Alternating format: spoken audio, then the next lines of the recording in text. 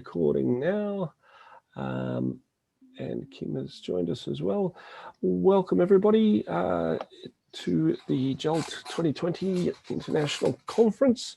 It's wonderful to have you all here, and I'm going to introduce Chiaki Lawler, who will be speaking to us today on stepping up to be a teacher trainer. Please welcome Chiaki, and yeah, welcome. Thank you. Okay, all right, well, let's start then. So thank you for coming along this morning. Hopefully more people will join us along the way, but stepping up to be a teacher trainer. So my name is Chiaki Lawler, and I'll be walking you through this session this morning.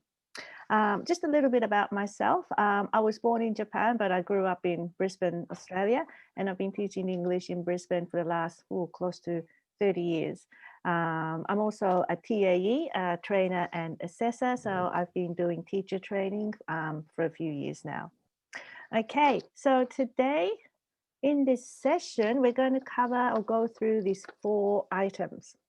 So first, teaching learners and teaching teachers, followed by pedagogy and andragogy, teacher-learner difference, and then we're going to wrap it up with reflection and Q&A. So by the end of this session, you'll be able to be aware of at least 2 key similarities and 2 key differences between teaching learners and teaching teachers. And also identify own training audience and make application for future training delivery. So to get there, let's get right into it. So first of all, teaching learners and teaching teachers. And here's a question. Are you ready to be a teacher trainer? So some of you, you're probably already working as a trainer, or you might be at the stage where you're thinking of becoming a trainer. But in any case, the question is, are you or were you ready to be a trainer? Now, I have asked my trainees in the past the same question, and here are some of the responses. So I'm an experienced teacher, so it's going to be easy. Or I just have to share my experience and a few ideas, so no big deal.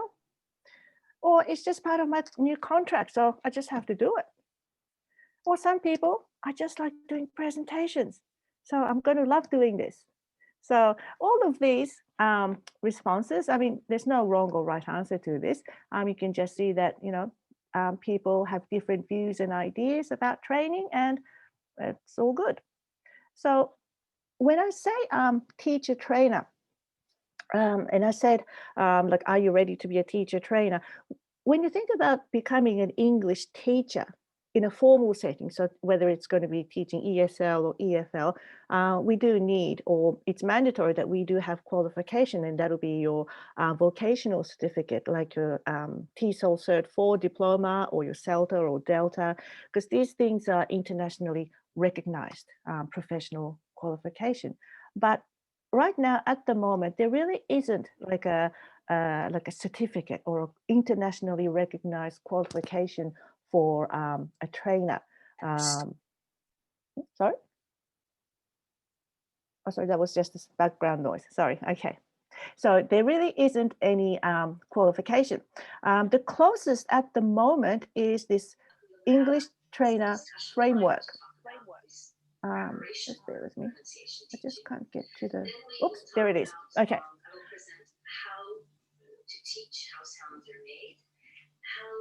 I'm kind of echoing, hearing some other sessions, Eric. And you're muted there? I think we're good. Okay. Are we good? Sorry, possibly better if you give me back the hosting so that if anyone comes in, I can mute them. Okay. Hang on. Sorry, I gave you the host. So. Oh, okay. Just bear with me. Sorry about this. That's okay. Make host. There you go. So you are the host. Yep. I'll jump on anyone who comes in and is not muted now. All right. So where was I? Okay, so Cambridge English Trainer Framework. So at this stage, there is a framework, and this was developed by Cambridge English in conjunction with NILE, that's Norwich Institute of Language Education. And what I'm going to do is, I've got the link for it. Oh, there it is. I'll paste it again, and there it is. So that's the link for it. So this actual website will give you all the information, detailed information about being a teacher trainer. And Cambridge English actually has few courses about becoming or for in-service trainers.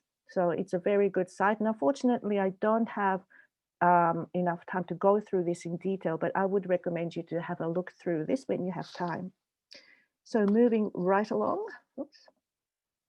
So teaching is like, so first of all, teaching is like, let's have a think about this.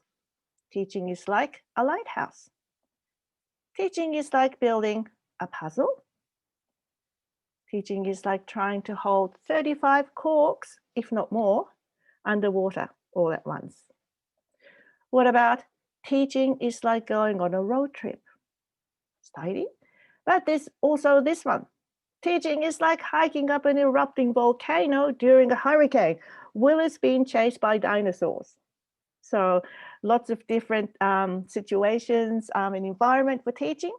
But what I would like you to do now is, okay, put your teacher hat on. And here's something I prepared earlier. And that's okay if you haven't prepared. There. Merry Christmas too, by the way, everyone. So put your teacher hat on. All right. There we go.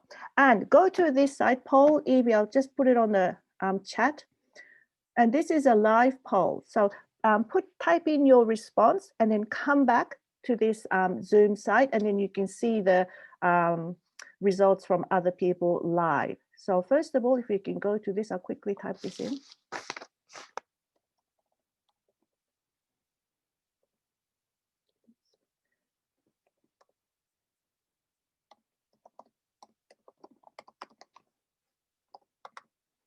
Okay. All right, so if you can quickly go to this bit and type in your response and then come back to this room, you should be able to see what other people are typing in. So teaching is like, based on your experience or what you have seen or heard.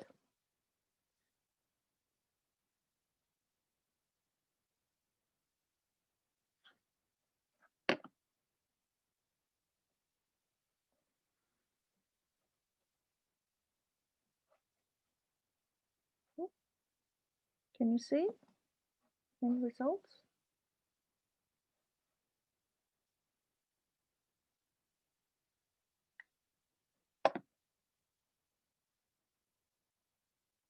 Aha, here we go. An extension of raising my own children. Yes, I can relate to that. I've got 3 kids. Yes. Okay, let's see what other people have typed in.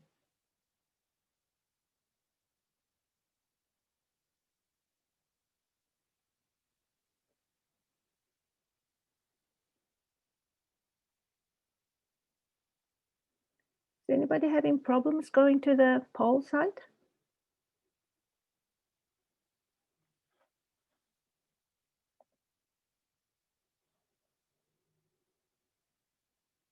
No, we got 1 response. Okay, well, we might just move along. Okay, so I'm sorry if yours hasn't showed up. Oh, no, here we go. Being Michelangelo and sculpting a masterpiece. Okay, interesting. Yes, yes, okay. Uh-huh. Anybody else? Yeah, so being a teacher is like being creative. Yeah, and also extension of raising my own children. That's like, having, love, loving your children and being a mother figure or a father figure. Okay, well, we might just move along. Okay, well, thank you for people who have responded. Oh, no, there's one more here. Feeling reward and frustration in equal measure 24/7. Yes, yes, I can relate to that. Yeah. Yes, well, teaching is never boring, is it? Yeah, every day it's different. Okay. All right, I'll just give it maybe a few more seconds. Ah, here we go. Sheep herding. Ah, trying to get everyone moving in the same direction. Yes. Yes. It's like that trying to hold that cork down underwater, isn't it? Like, oh, you think you got everything under control, and then there's always one stray, a few stray. Okay. Okay, excellent. All right. Well, we might just move along. Okay. So now that was I'm thinking about being a teacher. So let's think about being a trainer. So for example, training is like being Master Shifu. And this is if you've seen Kung Fu Panda, okay? Because your trainees all have different experience, background, and expertise. They are all unique individuals, and we help to bring the best out of each individual. So that's regarding training. Okay, so one more time, this time I would like you to now change to, I'm going to change this to change your hat to your trainer hat. Right, there we go. Okay, and then think again, teacher training is like. And then if you can go to the same poll page and then type in your response, we'll have a look at see what other people have typed in. So this time, teacher training is like.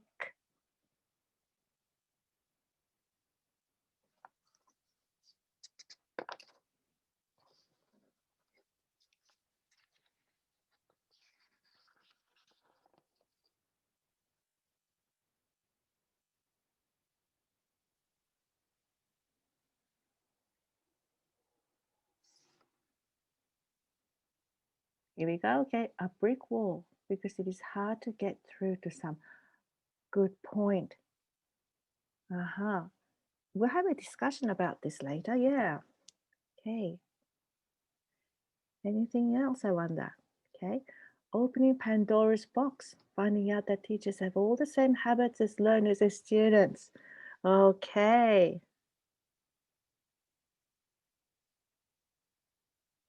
Yep.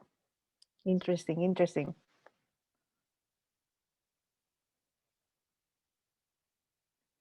Let's see, anything else? Okay. Becoming a potter. Nice. Because you're honing them to become the best version of themselves. Yes. Okay. Beautiful.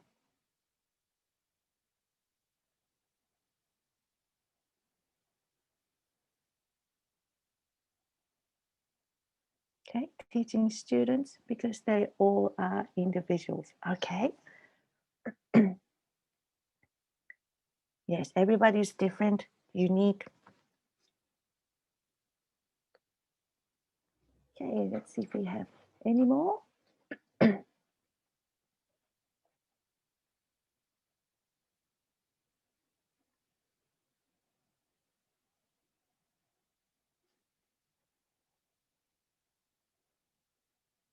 Okay, then. So what we'll do is we're going to move right along. And we're going to have a short discussion. Hang on, it's not moving.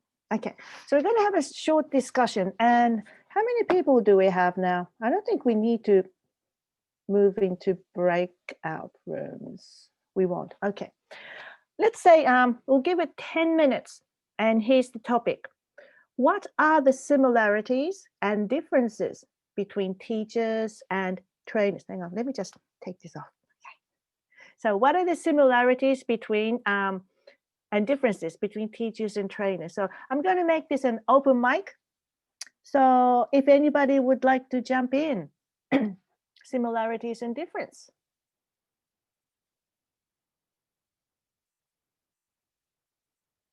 So for example, like similarities, well, whether you're being a teacher in the classroom teaching young children or young learners, or dealing with teachers, adults, you're dealing with people. Chiaki, can I ask, when you say teacher trainer, are you talking about students at university who are studying to become teachers, or are you talking more about like faculty development and working with teachers who are already teachers? Both pre-service and in-service. So this session is like sort of a broad sense of teacher trainer. Yeah, so mainly, just the difference between teaching language students, people who are studying English, and people who are starting to be able to or are teaching English. Right. Does that Okay. clarify your question? Yes. Okay, because this is just a real general sort of session in this 60 minutes. Yep. Yeah. Okay. So anyone else would like to jump in? Like similarities between teachers and trainers? Anything that you might do differently in a session? Okay, I'll add something, if that's okay. Yes, Mike. Sure. While I've not actually done teacher training, I currently head up my own faculty, and what I find is that whenever anything is talked about in terms of any type of development that we do, students are more likely to respond well and be on board with your methods. But I think whenever we do anything with teachers, they have so many preconceived ideas about what is the correct way to do teaching that I find that's always the biggest barrier to overcome. Like when we do rubric or curriculum redevelopment, it's like you're already teaching experts in one sense, which I think is vastly different to teaching trainees, if you like. It's like teaching Master Shifu, if you like, rather than teaching the apprentices. So Yes. I find that's probably the biggest challenge and what I would like to know more about trying to overcome. Yes. Yeah, that's a very good point. And we'll touch on that actually in the next section. Thank you, Mike. Okay. Claire, you have something? Hello? Yes. So for me, I think it's the maturity level, especially if you're talking about teaching younger students versus adults who are, in teacher training or already teachers themselves, because the younger students can often see a teacher as an authority figure and therefore are more willing, to listen to what's being said, and they don't have such a broad view of the world at such a young age. But the older you get, the more you know, and the harder it can be to to work with mature people. Yes, so true. Yes, I agree. Thank you, Claire. Okay, anybody else like to jump in?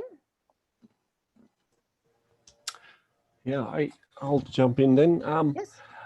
I think it's depending on whether it's someone who's going to become a teacher. Then you've got a kind of blank slate, and you can give them all the ideas, etc., and they're going to be taking them on.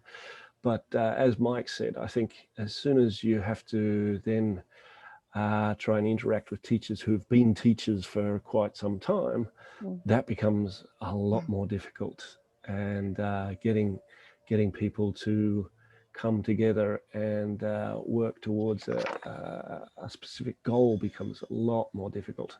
Yes. I've also had many problems in the past with doing that. Yes. So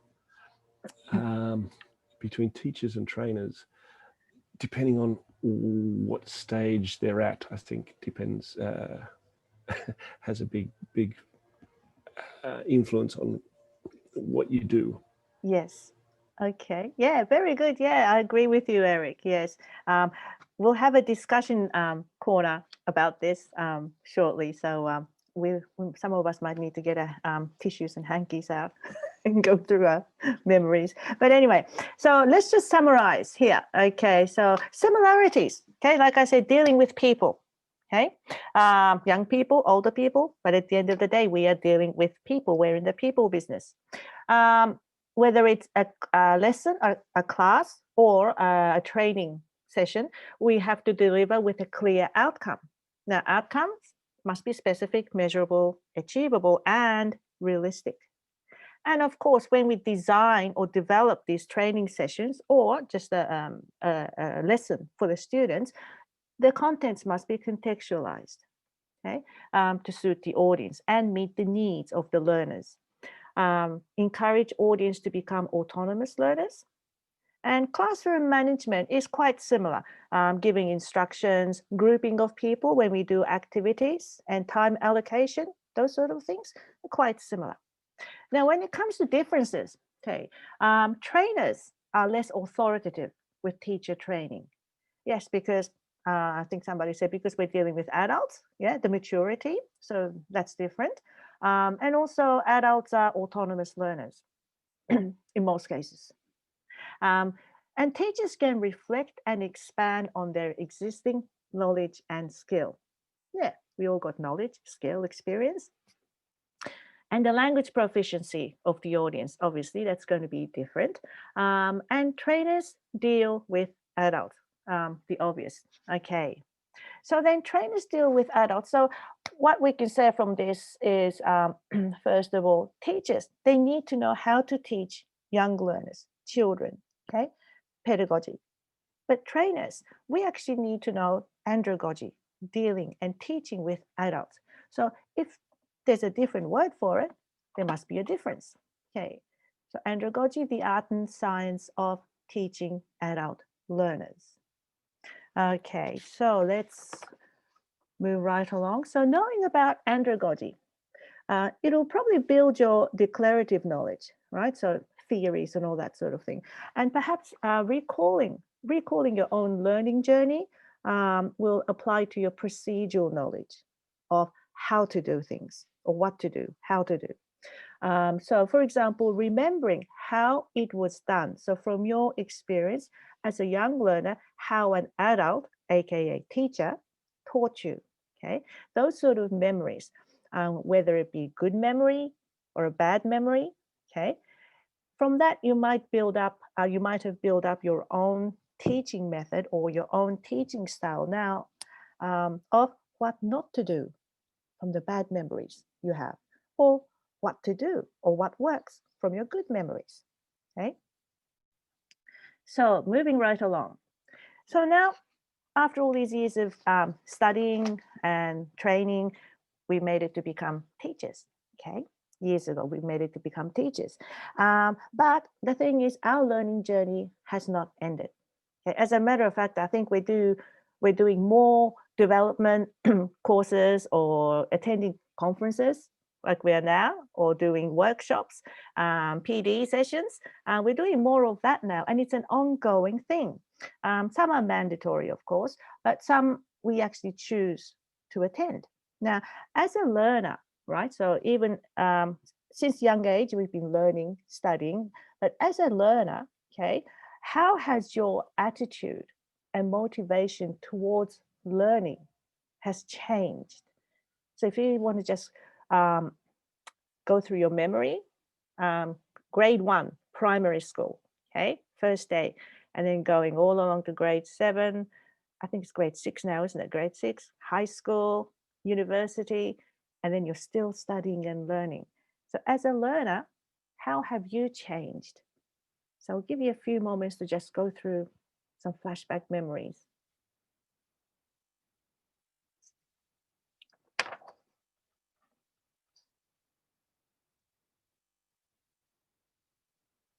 Okay, so based on your memory or your experience, one more time, the same poll again. So let's see what everybody has to say about this one. What are the differences between child and adult learners this time? So it can be based on your memory and experience, of course, or it can be based on what you have seen and heard. or experienced in the classroom as a teacher yourself. So the difference between child and adult learners.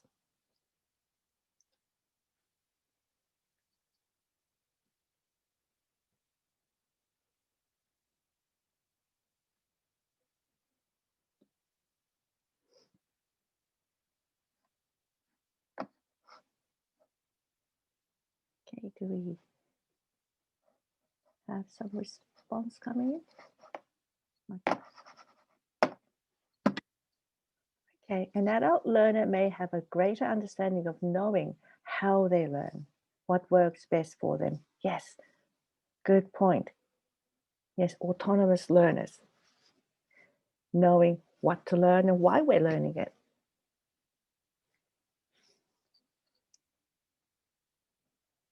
Any other views or insights for this?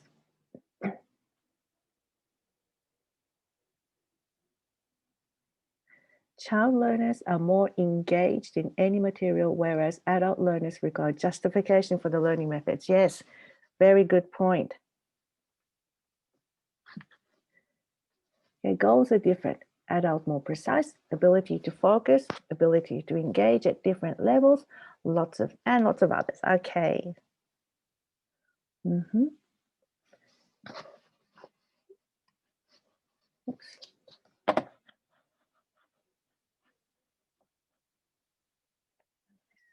Okay, child learners are more material, whereas adult learners require justification. Oh, I just read that one, didn't I? Okay, all right. I'm not sure why not all of it is showing up. Can you see all of it on your screen? Mine is not showing up everything. Apologies for the technological mishap here. Okay, all right. So thank you for people who have responded. And I'm sorry if your response is not showing up, but we might just move right along. Oops. Just bear with me. Okay, thank you for your patience. All right, so just summarizing here, children have little experience with learning. Well, obviously, because they're young, they are told what to learn. Learned knowledge is useful for the future, and they don't need to validate. Okay, so they just accept whatever they're told. They're like, okay, and they take it in. Limited or no ability to be the knowledgeable source. Well, fair enough, okay, because they're children. All right, but however, adults, let's have a look at this. Okay, and a few people have mentioned things along this line. So adults are autonomous learner. We know what we want to learn, why we're learning it, and all that sort of thing. And learned knowledge is useful immediately. Yeah, so we attend PD sessions, workshops, the practical. I mean, you know, we're able to use that in an actual daily teaching. And then, yes, of course, need to validate. That's right. Why do we need to validate? Because we do have knowledge, already have knowledge, and we have the experience. So we have to make sure that it makes sense and it's all good. Okay. So yeah, having knowledge, we can be the knowledgeable resource. Okay, we can be actually useful. However, so we're getting to the point where a few people have previously mentioned that can actually lead to fixed viewpoints.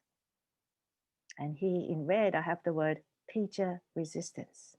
And now we're coming to the juicy bit. Teacher difference. Okay, teacher-learner difference, I'm sorry. So teacher-learner difference. Okay, so the expert and the resistant. Okay, so these are some of the things that you will not usually encounter when you are dealing with young learners, okay, students and pupils in a classroom situation.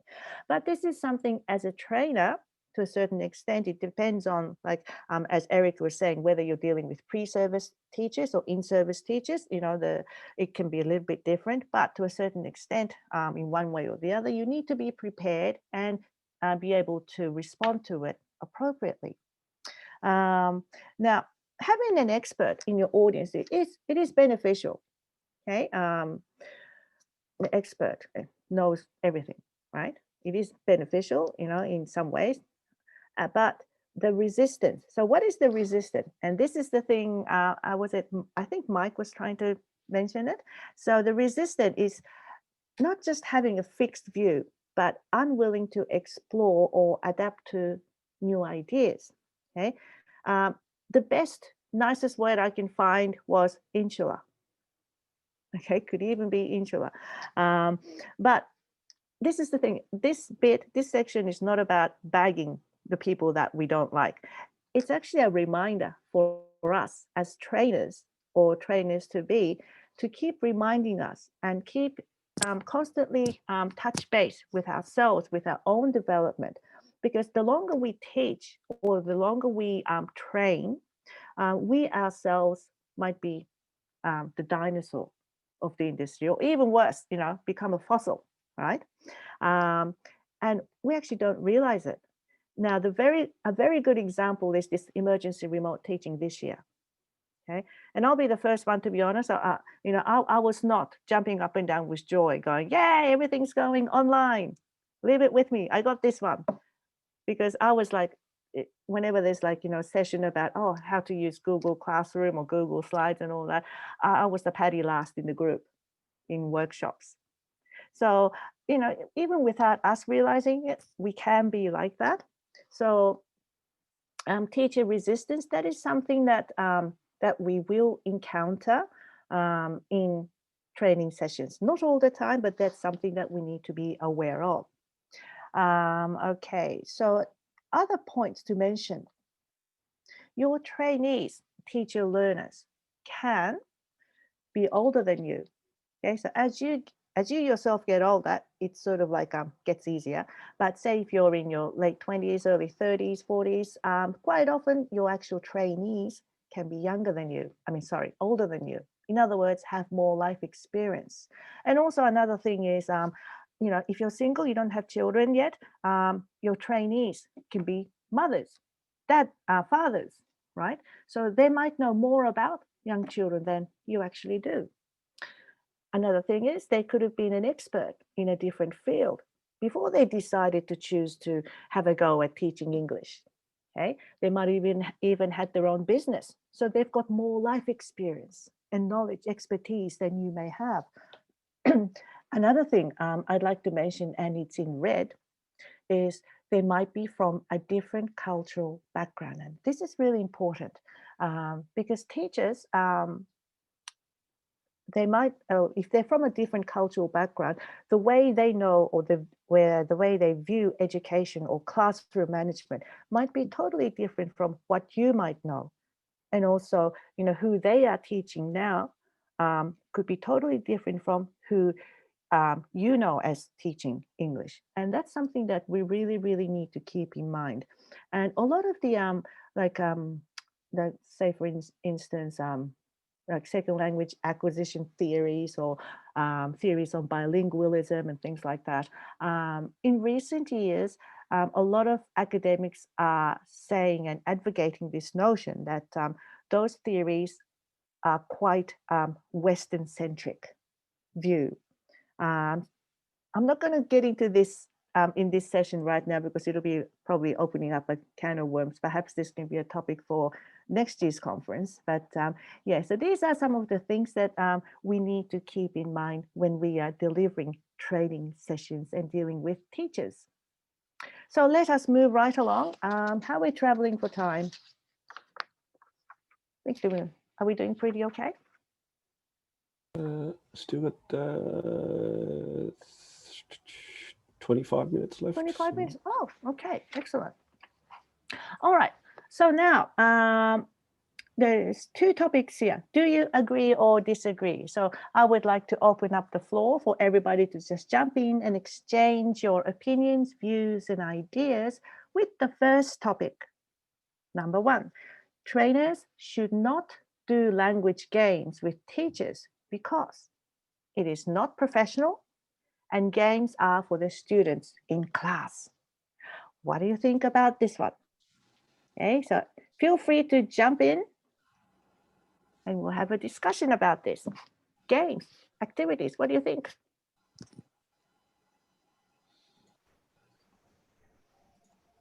I personally like doing games. Yes, Claire. So you can get the perspective from the student's point of view if you go through the game with the other teachers, and you can often iron out perhaps some kinks that may occur, even though the teachers are of probably an older age. You may find some problems that come up, and it also helps sometimes to encourage team building. If the game is working in a team rather than an individual activity, it can actually help bond the teachers together if they're working in the same department group or whatever. Yeah, good point. Good point. Yes, thank you, Claire. Yeah, because if you actually do those learning activities in class, it's a good opportunity for you to sort of see things from students' view, and then maybe a lot of the things that that you might not be able to see when you're actually delivering it from a teacher's point of view. And a good time to reflect on how that activity is run, like, you know, time management, those sort of things, grouping, those sort of things. So yes, experimental learning is always a good way to go. Anybody else would like to jump in regarding doing language games or activities? Question about the question. Yes, Mike. Yeah. Do you mean demonstrating the actual language activities for the that would be used in a classroom, or are you talking about using games as part of the teacher training itself? Yeah, so actually doing the games. Yeah. As if though you're in the classroom and maybe, you know, one person is the teacher and just, yeah, doing the actual thing. Yeah. Well, I'd respond well to that, so I'm going to say it's fine. Yeah. Okay. Yeah. Good. Is anybody opposed to that? Anybody think that, well, you know, not really, because, you know, you are dealing with adults. Games, waste of time. Anybody on that sort of view? As I wrote in the chat, I think it depends on the game. I mean, if the game is not appropriate, then yeah. But if the game is educational and it's going to achieve the goal, then yeah, fine. Yeah. Okay. Yeah. So that's right. Well, it depends. If you're just doing games for the sake of just having fun, it certainly wouldn't be, you know, what you want to be doing. Having said that, though, maybe like, you know, quite often before a training session, we do like icebreaker games, which is not necessarily a language learning game, but yeah, for different purposes we do that. But if it's for experimental learning, for the actual teachers to be able to go through the activity in the students' shoes, wearing their shoes, so that they know what language demands or what sort of thinking process are the students going through while they do this activity, then it's a worthwhile thing to be doing. Because it probably is better than like just you know, standing in front of the group and telling people how it's done. So actually doing it is a good idea. Okay, thank you. Anybody else would like to jump in on this one before we move on to number 2? Are we all good? Okay, so let's have a look at number 2. Teachers need to know how to teach and be able to deliver an effective lesson for the students. However, trainers need to know what works and to be able to explain why to teachers when necessary. Do you agree or disagree?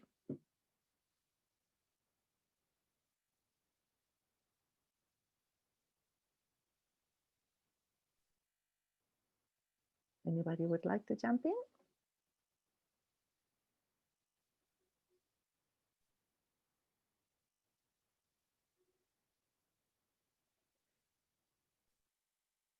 Okay, so this one probably is a statement.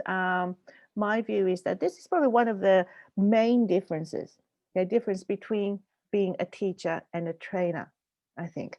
Because a teacher, it says here, they need to know how to teach or how to execute the activity or, you know, what to do, all right? But then on the other hand, a trainer is required to be able to explain to the teacher when, how, what, and why you use that particular teaching method, and to be able to explain why those things. So say, for example, let's say, differentiation or wait time. Okay, let's say wait time. Okay, you all know what wait time is, right? When you ask a question, you wait a while until you get some sort of response, or give students some time to think. So wait time. So when you're actually doing that in a classroom, let's say, so you have students in front of you, right? Okay, so here's the questions. Okay, what do you think? Okay, students, I'm giving you wait time now because this actually helps you with your thinking process, and teachers don't need to explain it to students while you're doing it, right? You just do it. But then in a training session to the teachers, you don't just tell them, okay, a wait time is something that you wait before the students say anything, say about 10 seconds, and it's all sweet. Well, a training needs to go a little bit more than that, why it's beneficial and when to do it, and then the theories that is behind why those things are good for language learning. So that's the extent that the trainers need to go to in order to do a training session. Is that kind of all right, clear? Sure. I was just going to comment as well, because I Sure. find this, the how to teach thing is irksome because it makes too many assumptions, right, about epistemological approaches and things like that. So as you, I think you just summarize it anyway, right? Trainers don't need to be touching on those types of, I guess, educational philosophies. Yeah. Yep, that's it. Can they? Yeah, that's okay. Yeah, thank you. Thank you, Mike. Okay. Anybody would like to jump in? Anybody else? Oh, good. Okay. All right. Well, we're nearly heading towards the end here. So here's the word of wisdom. Okay. Tell me and I forget. Teach me and I remember. Involve me and I learn. Okay, this is by Benjamin Franklin. So this is regarding learning, right? So it's not just for our students, young learners. It's also for adults as well. And believe me, and this is, from my own experience, as you get older, it does get harder to learn. You get told once and yes, you do forget. Twice, okay, and teach me and I remember, involve me and I learn. So involve me, that is like the experimental learning. That's why doing activities and games, the actual things that you would be doing with the students in the class, involve the teachers. You actually do it in the training session and then you actually learn. Okay, so we've got still a fair bit of time. So reflection and Q&A. So before we go to the questions and answers, I would like you to take a moment to just think of something that we went through today, or maybe something that I missed, I didn't touch on, and you would like to sort of bring forward. What is your takeaway from today's session? Just one thing. I mean, more than one is fine, but see if there's anything that you can take away from this session. And then maybe if each one of us can just say something, I'll give you a few moments.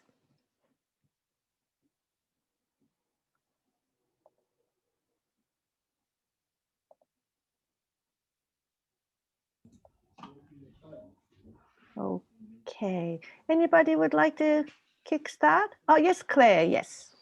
I think for me,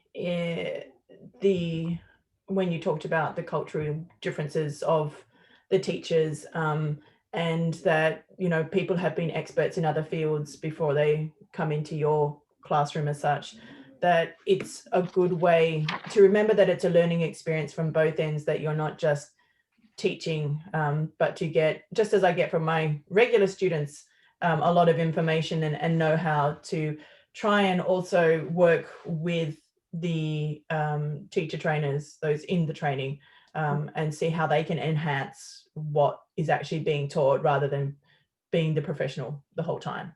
Yes, yes. Thank you. Yeah, good point. Thank you. Okay.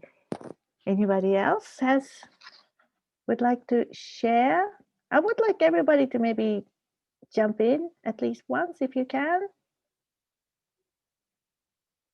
Anything you'd like to take away? Yes, Mike. Oh, Oh, sorry. sorry. Sorry. I'm just clicking the video. Okay, and what? Okay, how about can I ask you a question? Yeah, sure.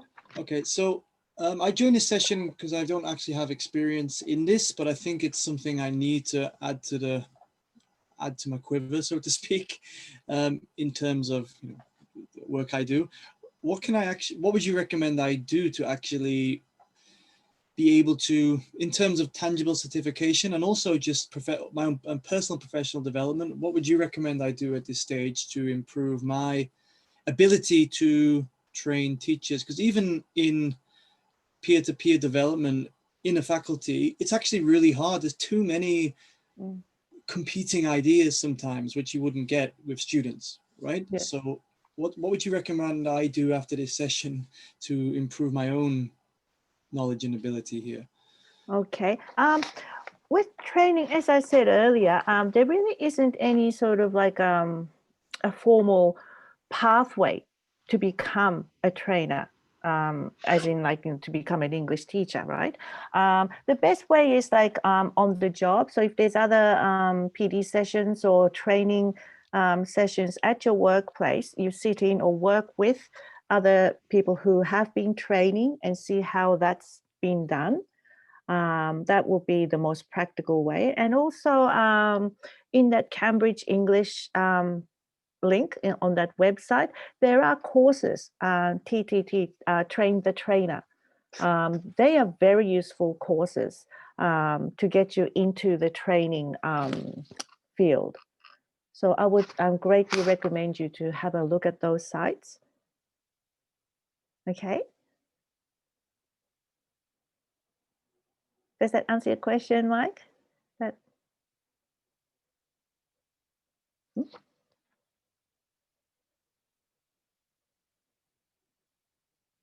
Sorry, are you muted? No? Sorry, I turned my microphone off to Oh, block typing. you're right. I was trying to lip read. Sorry. Yeah. Is that all right? Yeah, sure. Yeah. Okay. I'll follow that link. Yeah. Okay. All right. Anyone else like to jump in? I think there was somebody else who was trying to jump in before.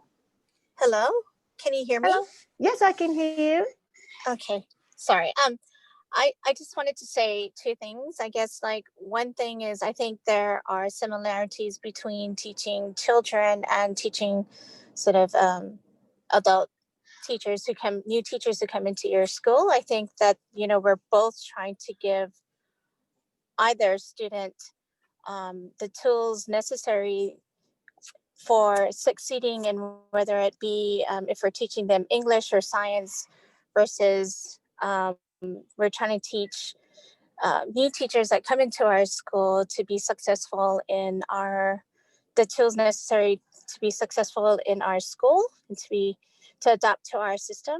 I think those are similarities. And a second thing, I have to agree with Claire. I think this presentation sort of made me realize that I also have to look at sort of that teacher training from the other teacher's perspective, that they come in with different expertise, they come in with different experiences. And as a teacher who's been there for a while, we can also learn from them. And there are things that, we can learn from them as well. So I guess my thing is, how do you bridge the gap between what they know and what we know, and communicate and be able to communicate to each other, and whatnot. So that's my thing. Yes. Thank you. Yes, thank you, Christine. Yes, that's right. So yeah, other teachers, yes, they've got experience too. Maybe, who knows, they might be teaching longer than we have. Yes. So how do you, sort of bridge that gap? That's an interesting thing to, put our thoughts to, I think. Thank you. Anybody else would like to share and jump in? or any questions? We still got a good 10 minutes, haven't we? Anybody else? Or anybody else like to share your like experience from the past? Like maybe, you had some sort of problem or just anything regarding your training session that you did in the past, or something that you would just like to raise with others? So how many people in here are already trainers in your organization or institution?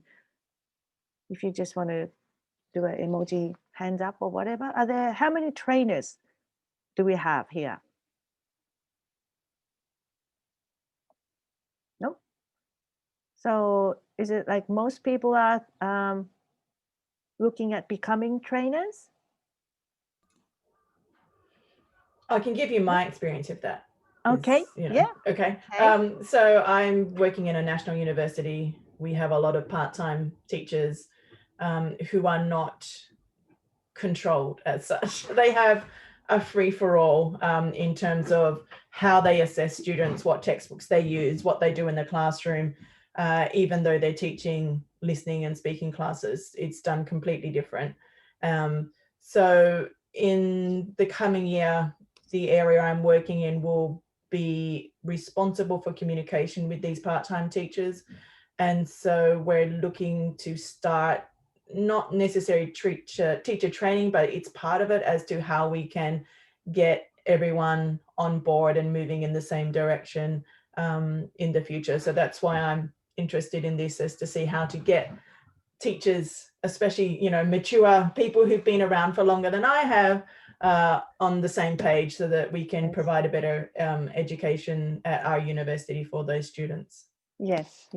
Okay, thank you. So Claire, are you based in Japan, or sounds like somewhere in Australia, or? So I'm originally from just south of Perth in WA. Yep. And I live in Niigata now in Japan. Oh, okay. Thank you. You're welcome. Thank you. Yeah, because one thing I'd like to share, or just sort of put out there, training teachers, like say English speakers, like mostly native English speaking teachers, right? And training JTEs. Now that's a totally different thing altogether. And as I said, I only recently moved to Fukuoka from Australia, and up until then, I've been doing teacher training in Australia with English speaking people, and then ESL as a context. But now, ever since coming here, like I've been doing teacher training through BOEs as well, training JTEs in a Japanese EFL context. And I just realized all the things that I didn't know all these years, and it just made me sort of realize all the things that that I need to learn.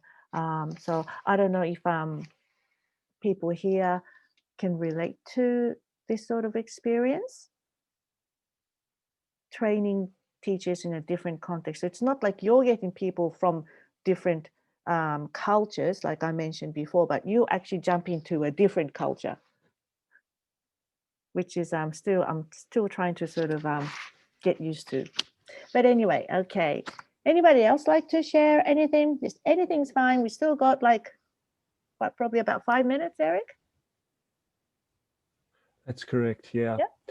I suppose the type of training is also comes into play. So, for example, I've been a trainer for the Moodle Association of Japan for the last 10 years. And when the pandemic hit, the number of people who wanted training in Moodle and other online activities just skyrocketed, obviously. And then you've got to kind of mesh what they've been doing in the past with what they want to, how they want to do it using technology, and that's another kettle of fish as well. Trying to mesh what they've got already with something new is a tough job, but yeah, just working with them and trying to understand what they want to do, and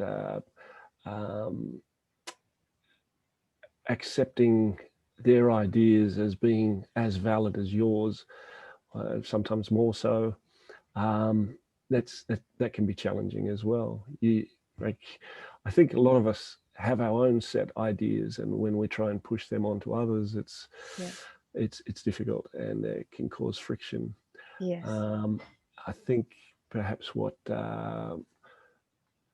Claire and Mike were saying just before, when you're trying to bring your other faculty members into let's all get on the same page thing, deciding what the page is going to be is the first step. then it's getting them on that page. And sometimes the page that we want is not the page that everyone else wants. So doing the work to get everyone at least to show each other their pages and show your pages, getting everyone to share is difficult. Yes. That's something that I wanted just to add there. But training in tech is an interesting one as well. So there's a couple of things there. Yes, I think that's a new area, isn't it? Like, because I'm a face-to-face person, and I'm still finding it hard to sort of, deliver online. If you see how I speak or do things, like wearing the hat and all that, I'm a real face-to-face person. And so, this learning how to be able to do, not just teaching English online, but doing teacher training itself, online. I think we're onto something here, Eric. Yes. Okay. Yes, Kim. Oh, Kim. Yes. Hello. I'm just wondering, how young were you, or how long have you been teaching before you start teacher training? Because in my case, when I'm still quite new into teaching when my head teacher asked me to train undergraduate students who are about to become language teachers. The question is, how young is it too young to become a teacher trainer? Because especially if you're just, if you're not ripe enough to become a teacher trainer, how is there a specific age or number of experience that you should have before you become a teacher trainer? Thank you. Okay. Thank you, Kim. Personally, I don't think there is an age, set that you must be over 25 or a certain age. It's really got to do with how you deal with people, how you can sort of respond to things, and of course your confidence from your teaching or your training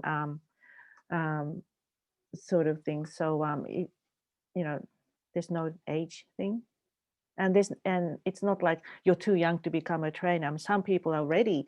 If you are confident and you can do it, and that's fine, and you got to start somewhere. So yeah. Thank you. Yeah, you're welcome. Anybody like to add to that one for Kim? No? Okay. I think we got about 1 more minute. So is there anything else people would like to add to this session? Are we all happy? Sounds like all Okay, good. then. Okay. Thank you very much, Chiaki. If everyone would like to unmute themselves and give Chiaki a round of applause, because it was a very useful workshop. Thank you very much. Thank you. Yeah. Thank you. Okay, I'm going to finish the recording now. Actually, I'm just reclaim host and stop the recording.